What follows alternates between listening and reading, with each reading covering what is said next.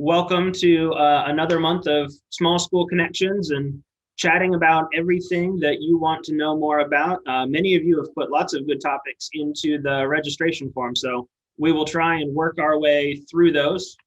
Before we do, just a couple of reminders on some of your other resources. If we don't get to things today or you want more questions answered, please do feel free to use the ACUHO-I online community.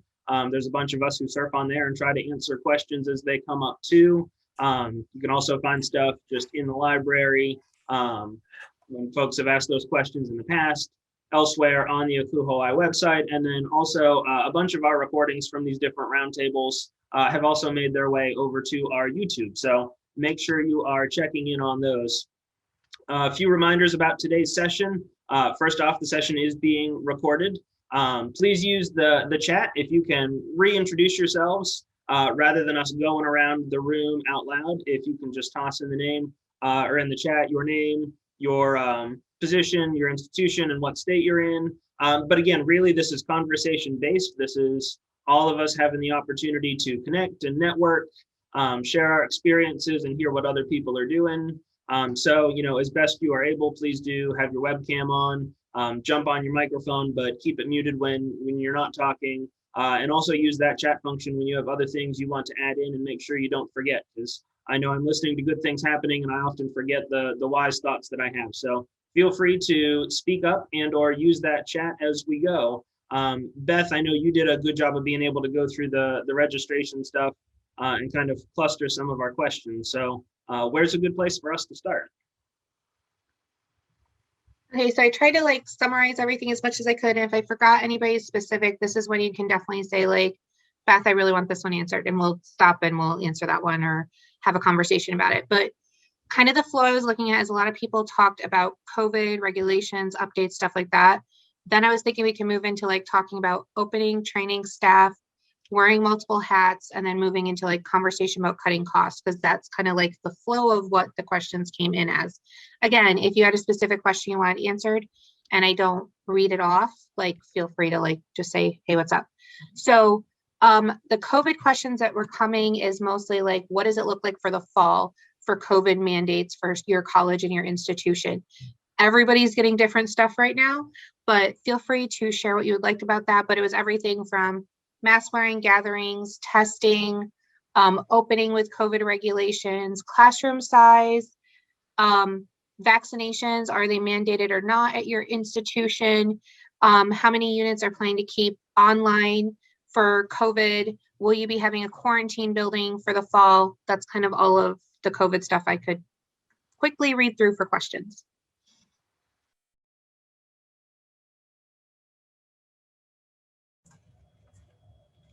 On our end, just to kick us off, we have not announced that we are mandating vaccines yet here in South Carolina. And in fact, our governor has come out pretty clearly against doing that, and also against having vaccine passports.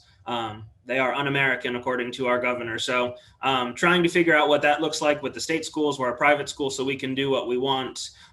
We are starting to scale back the bed space we are holding for COVID space. So I think even if we just go with strongly recommending and not requiring vaccines, there is going to be a clear message that we are not going to have the same resources in place for students who contract COVID that we had this past year, in terms of extra bed spaces and so many accommodations for virtual classes and meal delivery and all of those other things, that if you choose not to get the vaccine and contract it while you are here on campus, you are probably going to need to go home, and you're going to have to work through that. So it seems like we are going to stick with the strongly encouraged. I don't know that we'll get to recommend, but those are the conversations that we're all having right now.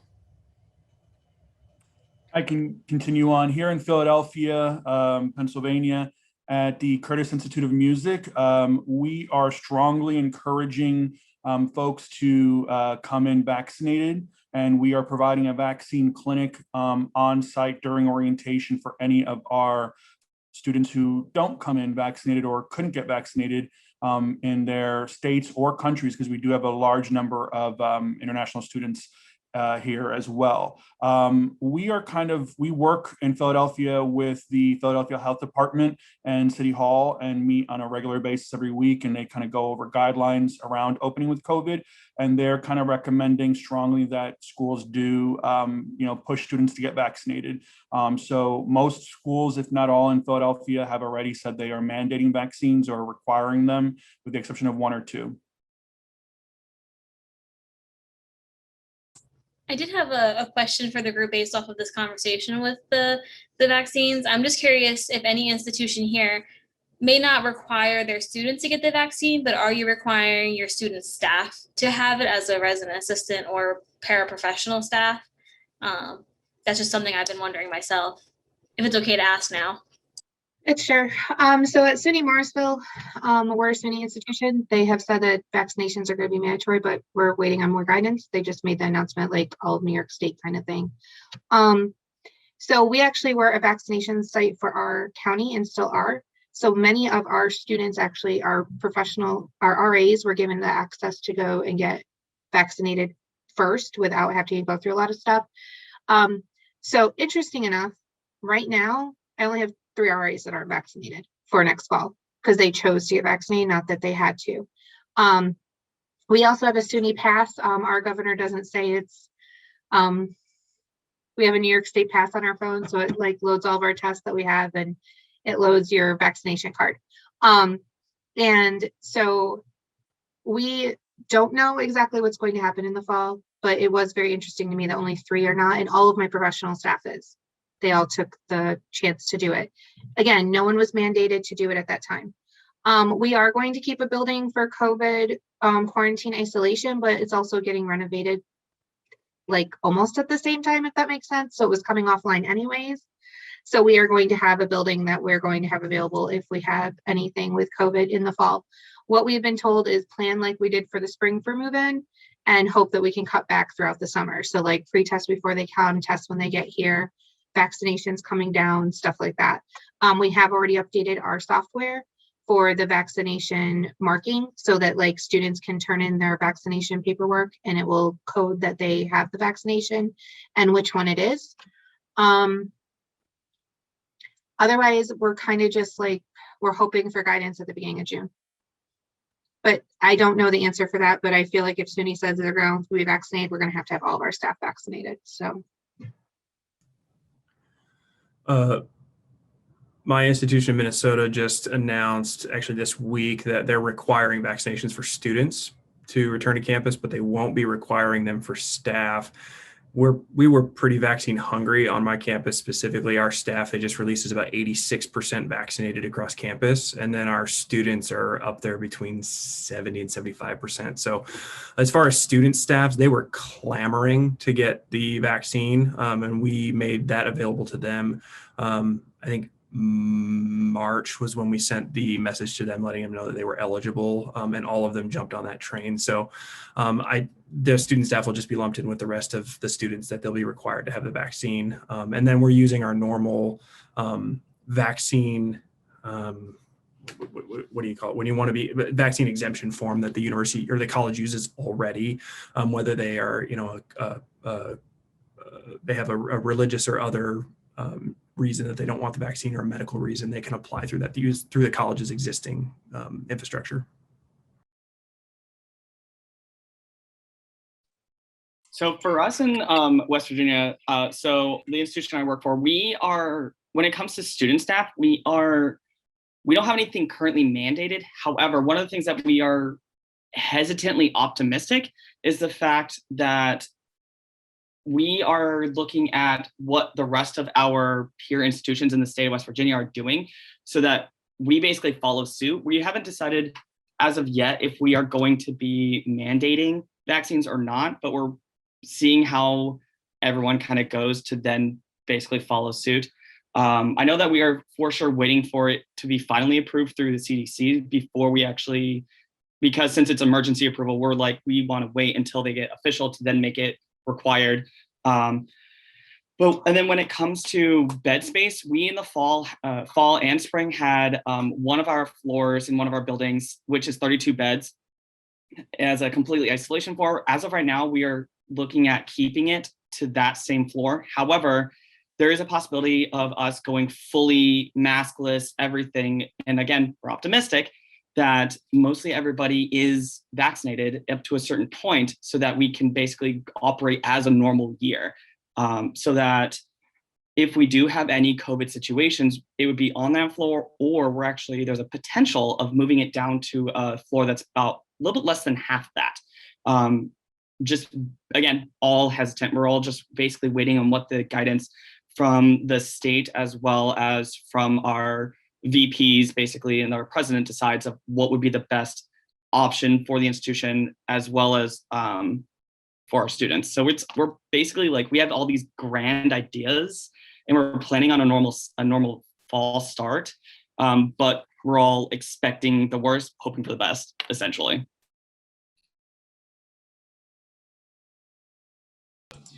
So I have a question as well, since someone had brought up about religious reasons why students would not get the vaccination.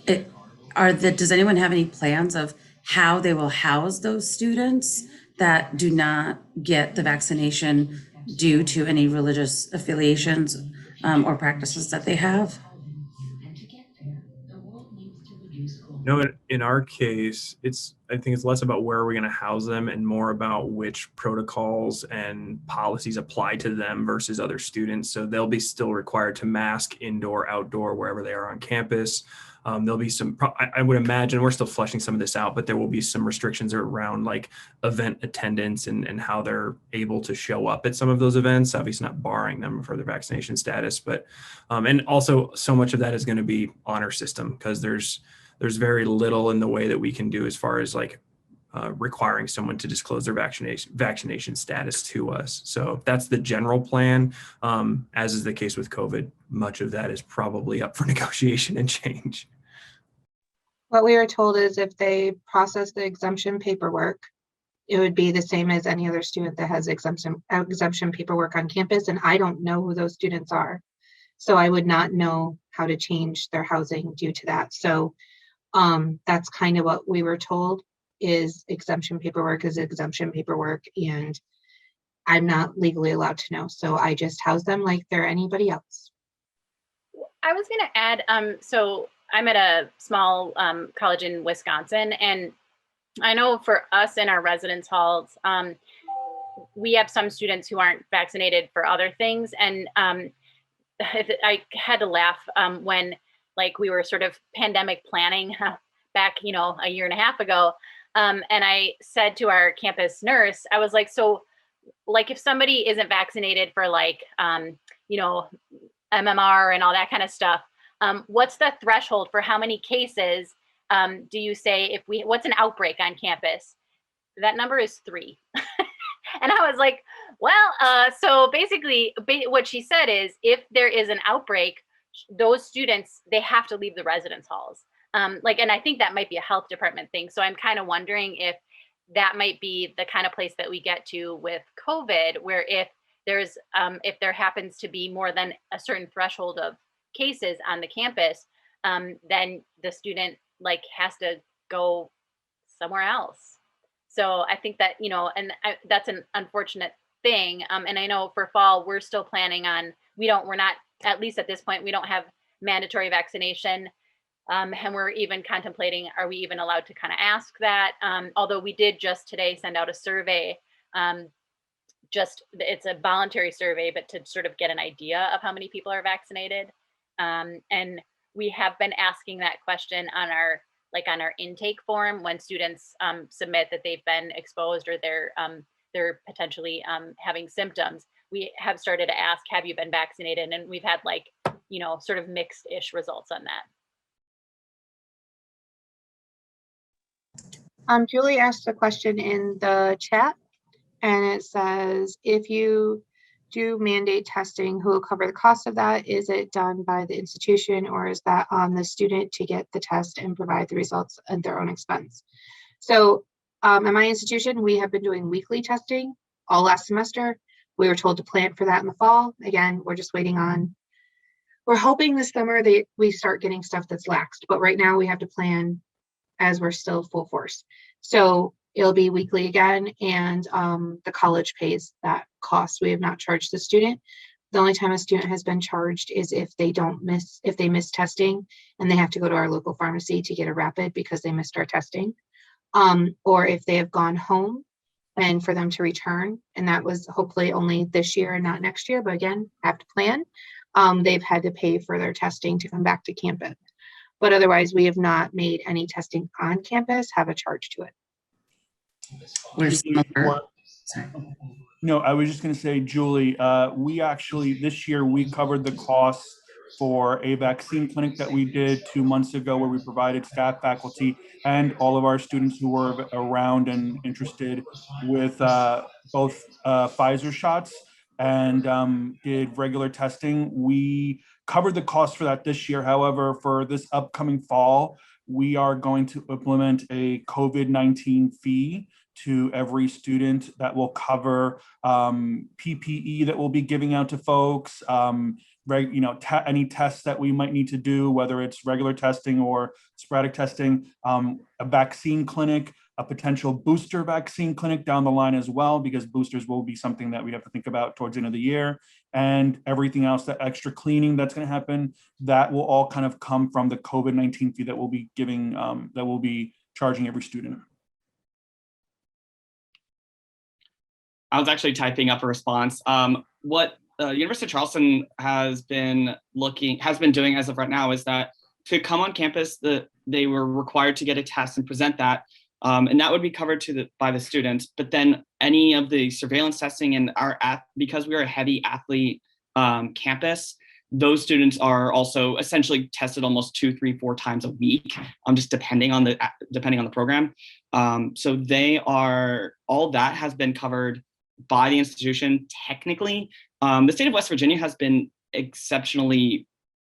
very, I would have to say, very positive in terms of testing of the population of those who want to get tested. So it's at a sheer technicality covered by the institution, and then technically also by the state of West Virginia. And same with our vaccine rates. All the students, staff, faculty staff were given option first to then get vaccinated, and that was covered by the state as well as so first, and then as more vaccines became available, then students were then given options to then be able to get vaccines.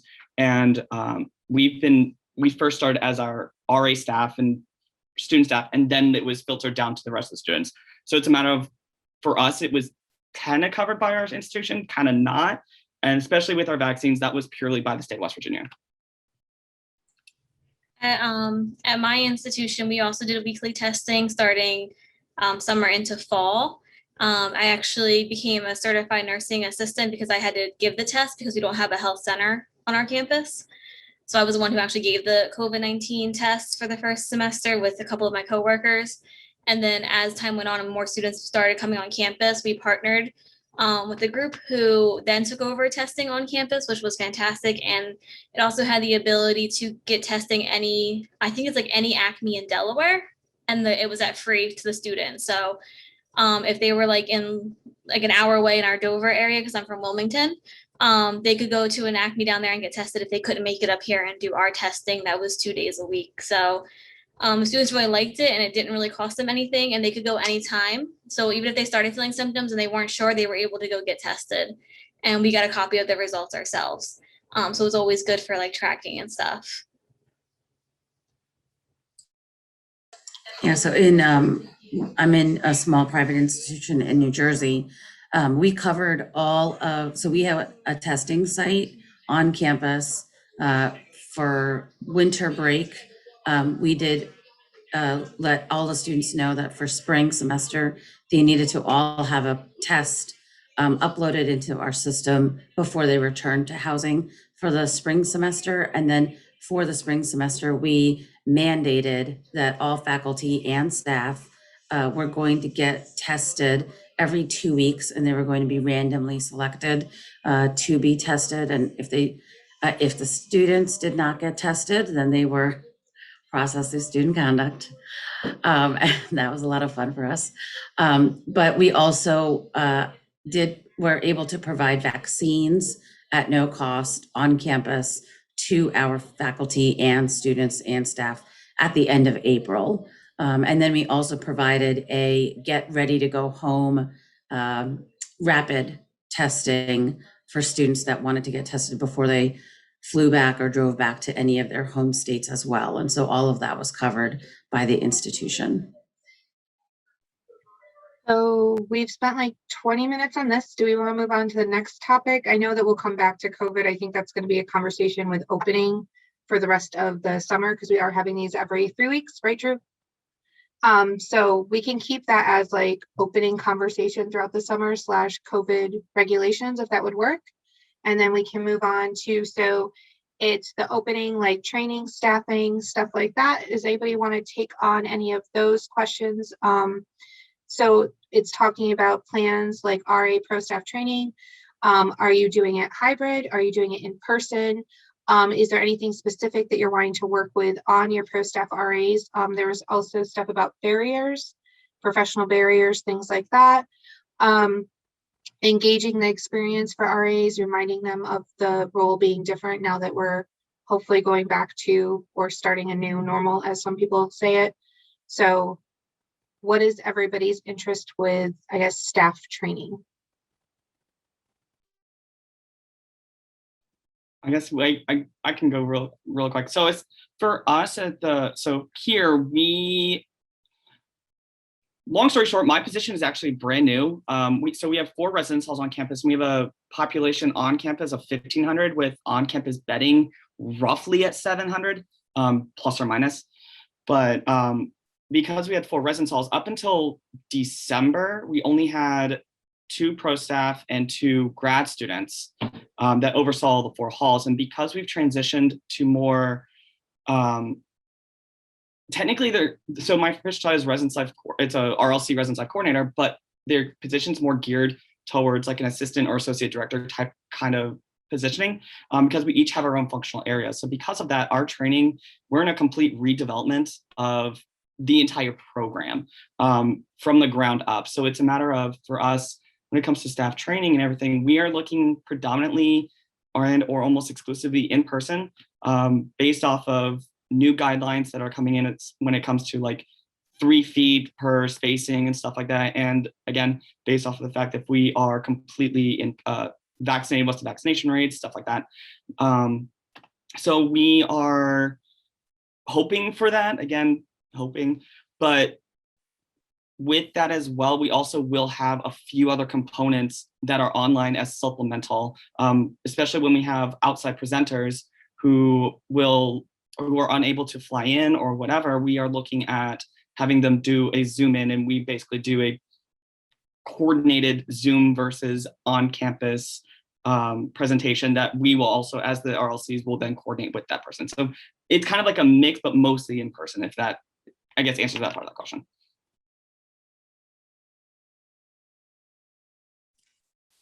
For us at Curtis Institute in Philadelphia, since we have been given the guidance that after June 11th, we are all stay at home, safe restrictions and all that are lifted, and it's back to, for the most part, pre-pandemic. There's no rules or anything. We are looking to make sure that we can have a in-person training for the most part. If there's anything that needs to be looked at, whether it be some distancing requirements or anything, or what spaces we're using, we'll be doing that. However, it looks like we'll be like probably 100% in person, with the exception of a couple guest speakers who might not be able to fly out, like MJ was mentioning. We'll be doing some virtual stuff like that, but it looks like we'll be in person.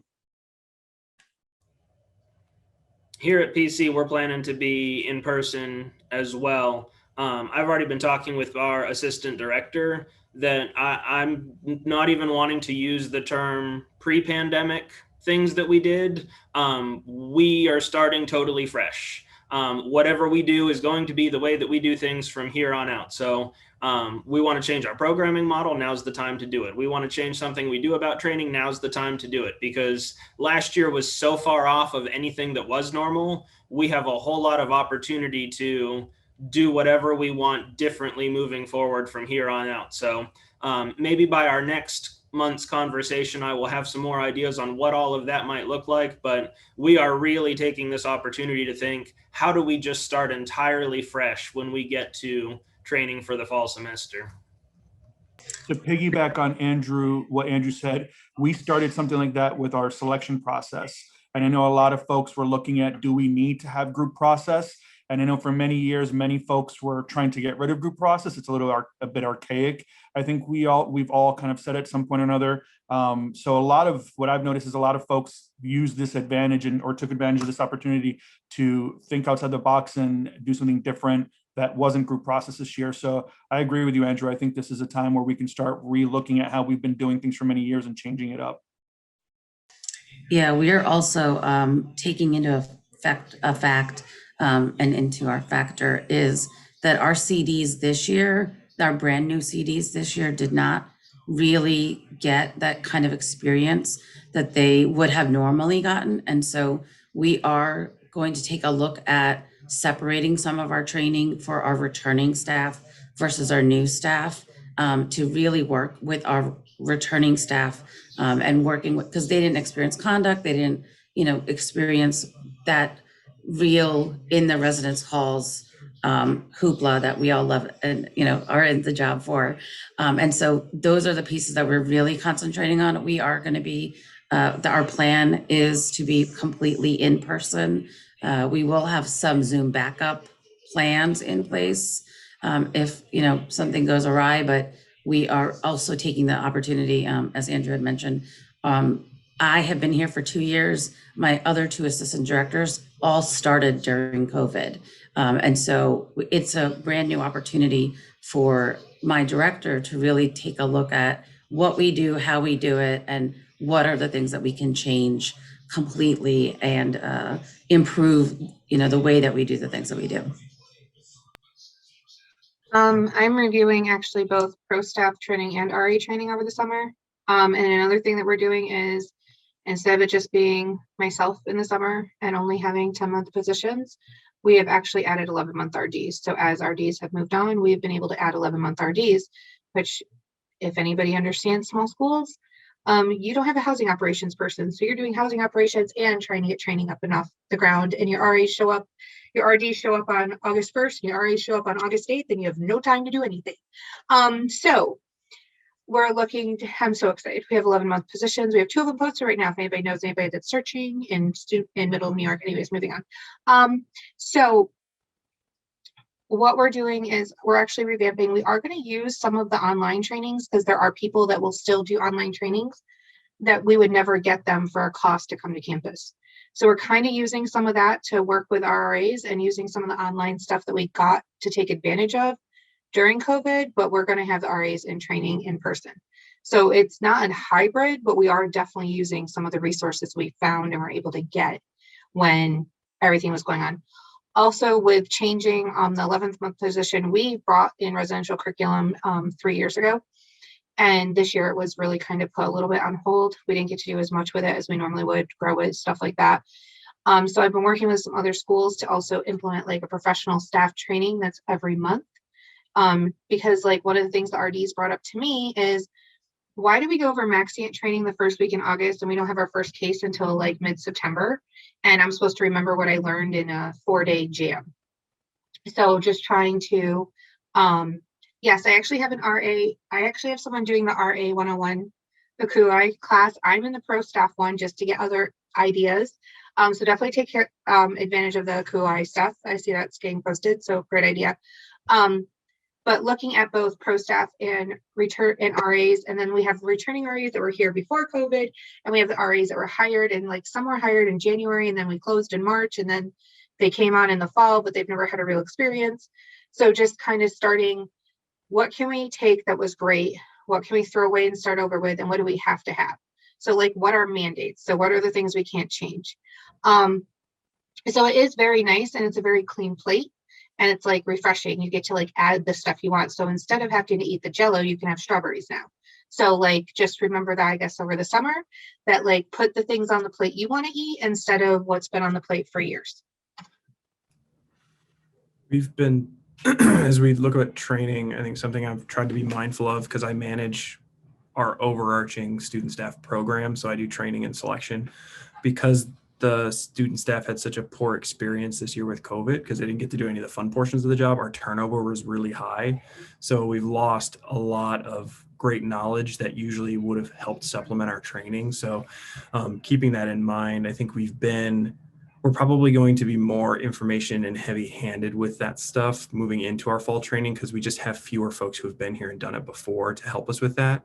And then another thing that I'm doing is I'm creating a pretty intentional mentorship program to pair our incoming new staff with an incoming returner, and giving them specific points throughout our fall training to actually touch base with that person, to try and foster more purposefully some of that coaching that the returner should be doing, because I think just in generally it's a less experienced group. So trying to find ways to harness the knowledge that we do have that's persisting from last year to this year, and also recognizing that there's going to be some pretty significant gaps, and we're going to have to fill those with the training, when otherwise we probably could have gotten away with maybe skipping this or not doing this, as with it, spending an hour on conduct rather than 30 minutes or things like that. So.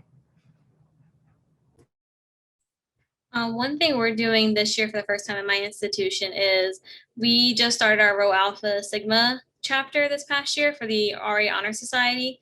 So I'm actually scheduling a retreat for 2 days before training. So those RAs are coming in and doing additional training sessions before we get into RA training. So they get to have a few more in-person sessions, and then they get to join the whole group. So we're hoping that brings some excitement to what's coming for them, and that the RAs will be excited to kind of come back and jump into it, because as a lot of you said, they missed out on a lot of the fun parts. So we're hoping to kind of get them involved in that way. Really quick, if you and I could exchange emails, because I'm actually, one of my summer projects is I have a wall of summer projects, literally everything. I went from a small little corkboard to an entire wall. But one of my summer projects is actually bringing in RA Honorary Society. And we were looking at that one I think right before closing. And so I was wondering if you and I could exchange emails later to see if we can figure out how you guys are doing it, so I can see how I can implement it here. Yeah. So Oh yeah, absolutely. I'll message you my email right now. Beautiful. Thank you, ma'am.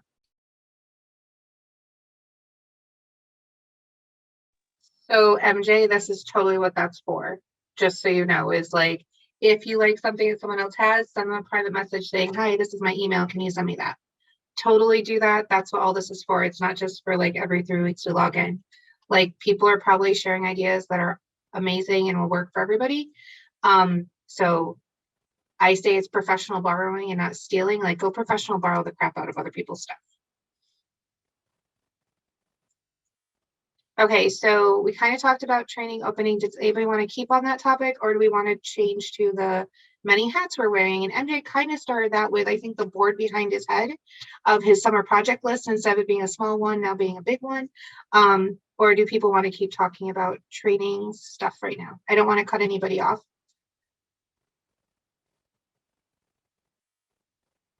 Okay, so let's talk about the multiple hats we wear and how we can help keep people esteemed in the role. So as I believe it was, someone was talking about how they lost a lot of their RAs. So our RA staff, our professional staff, things like that, how do we keep them wanting to stay in the programs, wanting to be involved? How do we get them that are burnt out right now? Because I don't know if anybody else knows, but I have staff that needs to just have the summer off and breathe. So how do we help with burnout? How do we make them understand that all of us have many hats and everybody's just doing the best they can? Also, how do you get staff? This is my personal question. I saw this and totally thought, how do you get some staff to step up when other staff only steps up? If someone can help me with that one, I'd appreciate it. Without mandatory, hey guys, I need you to do this, and not making someone do it. So I don't know if this is exactly in line with what you mean, but you always have those superstar RAs that are always volunteering when you're oh, the department needs something. So we run into that this year. So next year we're going to try to do something a little different. Whereas if the department needs volunteers, it's going to go by staff, and 2 people per staff or whatever the number may be. have to volunteer. So it's going to be like almost peer pressure by staff, because each staff has to send someone to the event or to participate. So if anyone's done that and you know how it goes or doesn't work, let me know. But that's something we're going to try, because there's always those RAs on a big staff, or I guess a small staff, that can kind of just cruise by all semester. And then there's people that are volunteering left and right, burning themselves out. And those people also get annoyed that the other people aren't participating or helping the department. So we're trying that. We haven't really set anything up yet, but that is the idea, to get equal participation and contribution from all the RAs. So have you done that with pro staff too? There's only like 4 people in the whole pro staff of us, so not really. So at Ryder, we actually, for every month, we do a billboard, bulletin board of the month, RA of the month, or we call them CAs of the month. And so that does help with helping other CAs to work on their bulletin boards, working on their ideas. And it does bring some sort of, recognition. That piece of recognition has helped our other CAs to get on board and to get excited about having fun with their door decks and having fun with their bulletin boards. So we make it a little competitive. They don't get anything but candy thrown at them. Like, prior to COVID, we would be throwing Tootsie Rolls at them and things like that. But it was fun. And it's still fun. It's something that we are keeping, and that we think that, the staff has enjoyed. And the feedback that we've received at the end of the year was that they enjoyed that piece, because we got to show we do a slideshow of everybody's bulletin boards and everybody's door decks. And so that would be the way that we really do work to encourage our CAs. And so we would do that every month. We do an in-service for our CAs, because at a small school we can do that. And so every third Sunday, we take 2 hours to do that, and we celebrate, our staff and the work that they've done for the month as well. And then with Rho Alpha Sigma, they also do a lot of recognition as well. And so between those two opportunities, it does keep the level of encouragement and that buy-in process does kind of stay at a high level until we get to April, when everybody's burnt out and done with it. I use a lot with like a personal growth model. We use Clifton Strengths as a basis for a lot of our training, and we tend to encourage our students and our professional staff to lead from their strengths and challenge them in those shadow sides. But one of the things I have found really helpful is when what industry your student or your professional staff is hoping to get into. This is a stepping stone for a lot of my RDs too. What is it that they're, where is their next step going to go? And then if I can help them just reframe what it is that needs to be done in a way that makes sense for where their next step is.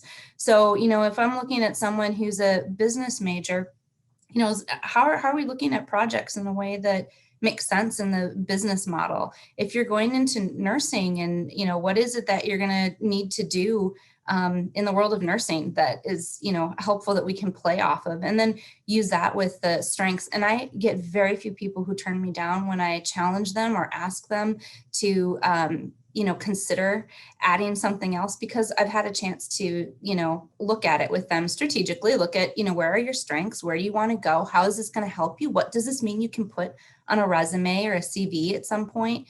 And that seems to help them with personal motivation. They have a sense of pride with their work, that they're doing it for more than external reasons, but there's that intrinsic motivation that moves them along.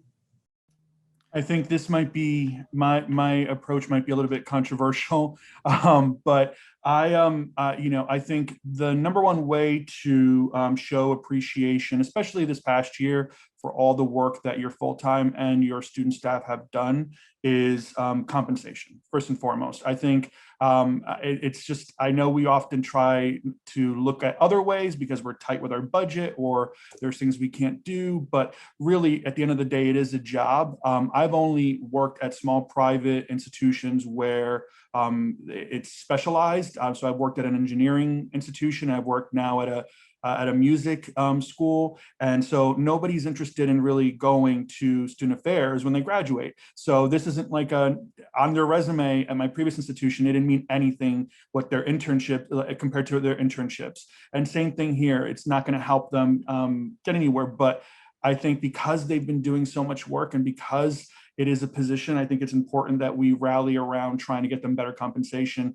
I went directly to the vice president of finance and really had to have a serious and important conversation about what value do we put on the well-being of our students and the safety and how we're taking care of them in the residence halls. And once I kind of showcased some of that, I was able to get a stipend increase for our students. And their compensation package is pretty nice to begin with already, but they're getting an even bigger one. And I think it does take a lot of work, and I had to collaborate with HR on it too, where some funds were kind of given my way to do some of that. But I think it's worth checking with your AVPs and your HR departments and seeing where you can possibly get some additional funds to support your staff.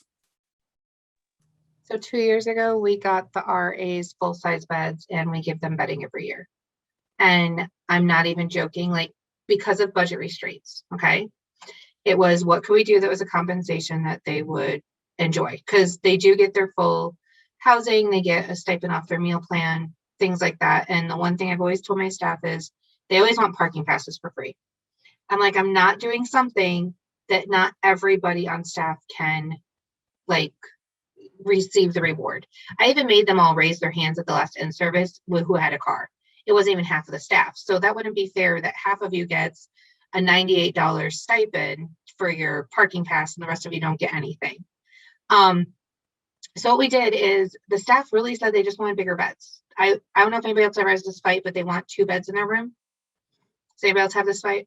Anyways, so instead we got them full-size beds, and part of the agreement was if we buy you guys full-size beds, we'll get you bedding. So every year they get new bedding, brand new comforter, sheet, pillow set. They love it.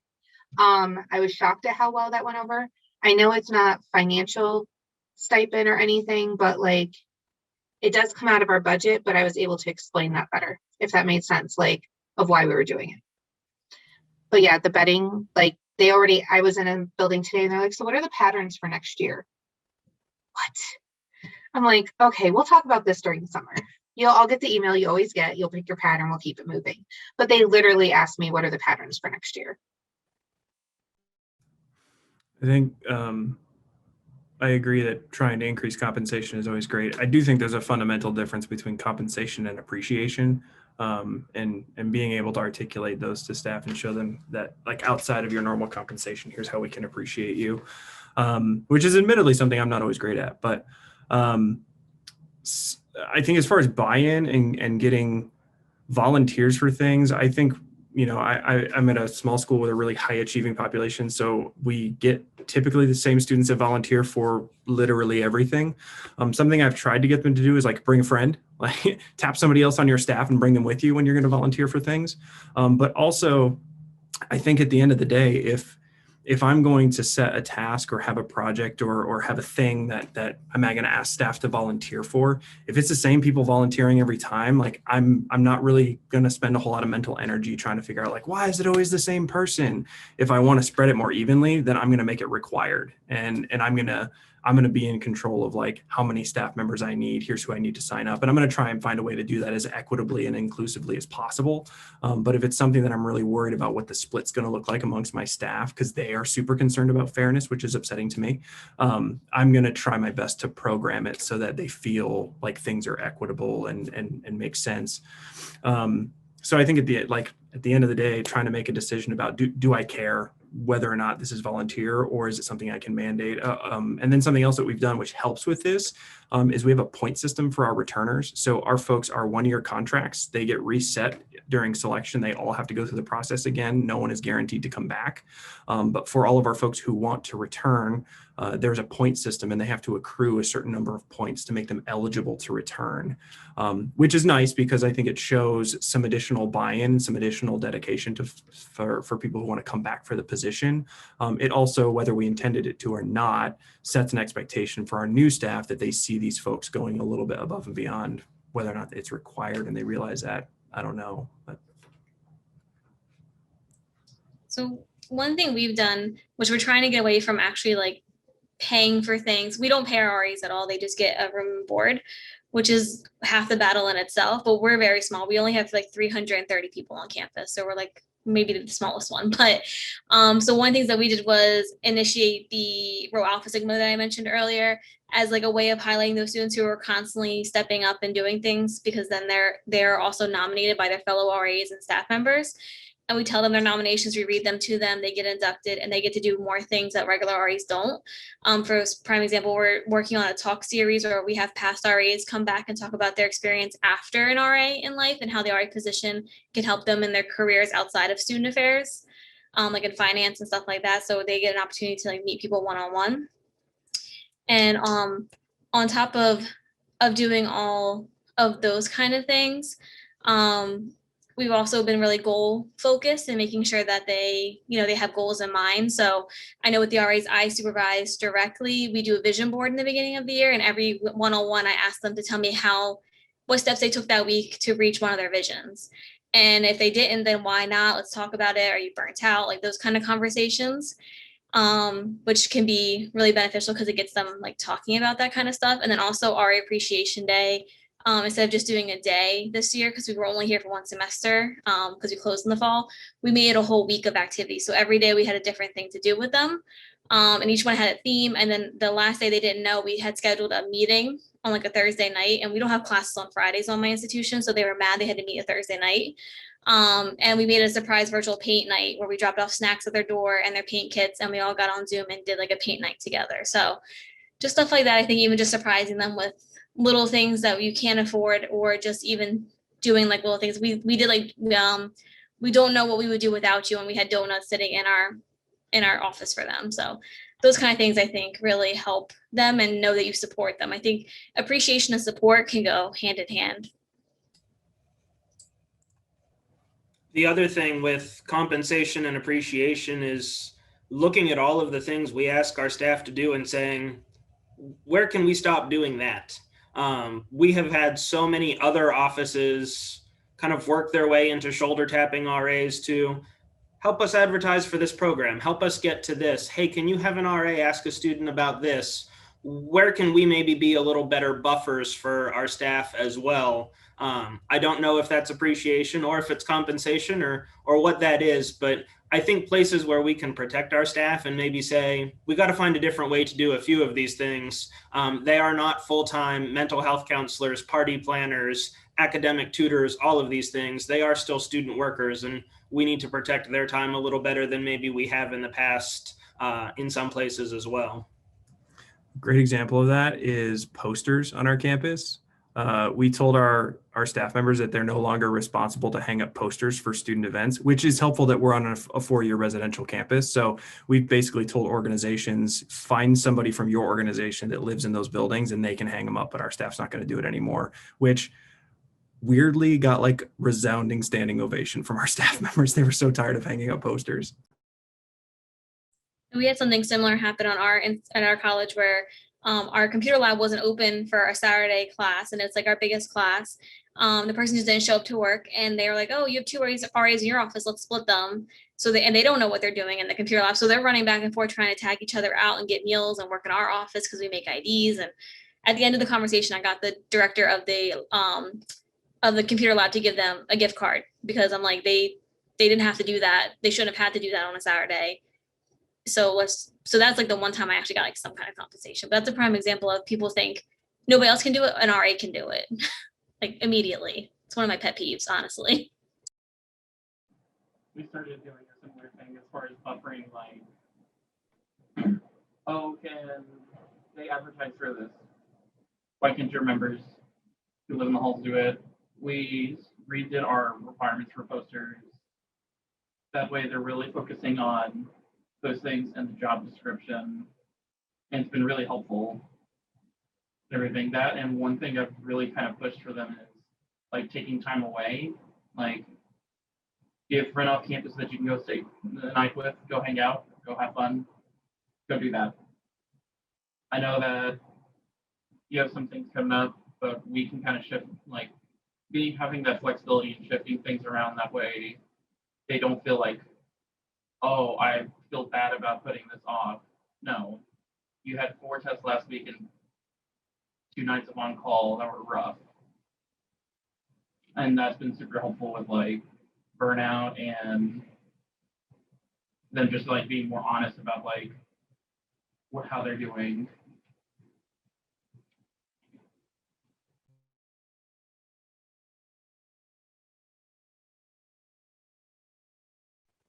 Well, there's Yeah, we've been a lot kinder with people and duty switches because of that. If you feel yourself getting burnt out and you can find somebody to take your duty night for you and you'll pick up another night later, do it. We can approve that. The big thing is, do we have coverage? And yes, we do. So we've become a lot more relaxed so that people can do a better job of taking care of themselves. It's a good example.